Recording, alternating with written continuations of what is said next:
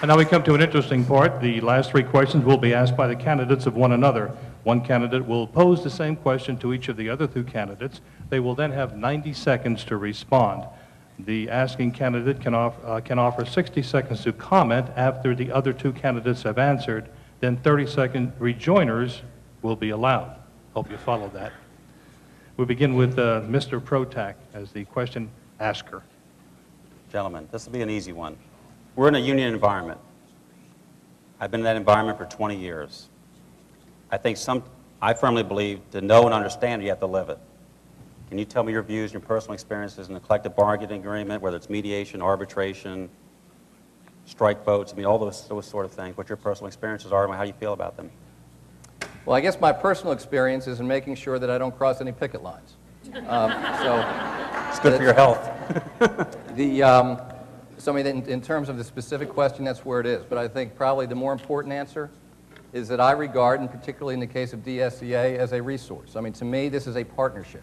It's a partnership between the state of Delaware and all of the wonderful teachers and other school-based employees that we have, which is why I have spent the last years up and down the state, school after school, district after district, asking for your advice. Because I think in the end, that's what it's all about. I mean, these folks, you've got an excellent leadership team who are watching out for your interests. They do a great job of it. But I also know that they and you have something alike, which is what you're really watching out for is the interests in general of our children and the very future of Delaware. We're on the same page when it comes to those issues. There may be things from time to time where we have our disagreements, and that's why we have to have open lines of communication and dialogue. But the most important thing is to make sure that we continue to communicate with each other. I go right to the source when I need to understand what the state of education is, as some of your colleagues can attest. When I have gone into your schools, I don't go in with the long agenda. I go in to listen. And I think that is probably the most important thing any candidate for governor can do, as we're formulating our own ideas, hear directly from you. What's the state of education today? What can be improved? Mr. Carney, 90 seconds.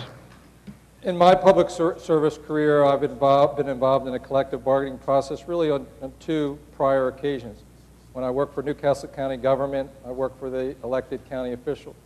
About 95% of our workforce was unionized. And I was asked several times to go with the negotiating team to negotiate with those bargaining units. And one of the things I learned from that was the most important thing is to figure out what exactly people really want. What is really important to the employees who make the trains run on time? The other time was as Secretary of Finance. We had a couple union bargaining units in that group as well. They weren't bargaining for wages, but they basically bargained on working conditions. And one of the things that the techniques that I employed was to make sure that I met with the leadership all the time to find out what was on their minds. And I would take those experiences in my past service as your governor to work with all of you to improve the schools in our state. I know, because I've been in schools everywhere, particularly through my Models of Excellence in Education program, all the great things that you do and what you're doing in your districts now. I also know the kind of insight that is so important for policymakers in terms of how to get your children to meet the standards that we've set. And so I would reach out to each and every one of you as governor. Mr. Protack, you have 60 seconds to comment should you wish to use it. Well, those are all great things. My specific question is, because I've done this, and I've been through mediation, I've been through arbitration, I've had the painful thing of taking a vote to strike, to walk out. And guess what? When you vote to strike, you don't get paid. I've been through the whole gamut of collective bargaining. It works. And I think to understand what you folks want to do, you've got to understand what it's like to be on the other end of the conference table, not the negotiator, the recipient. And I've been on contracts that went quite well, and some that went really bad. And I'm telling you as governor, I understand these processes and how they work, and I'll always treat you fairly. Mr. Markell, 30 seconds.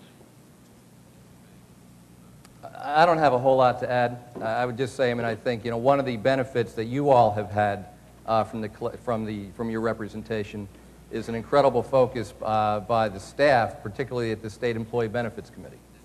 And as a result of that pressure exerted by you through them, for the last 3 years, the State Employee Benefits Committee, on which I serve, has been able to maintain no increase in copay, no increase in deductible. I think that's a credit to the pressure that you put as well as to your staff.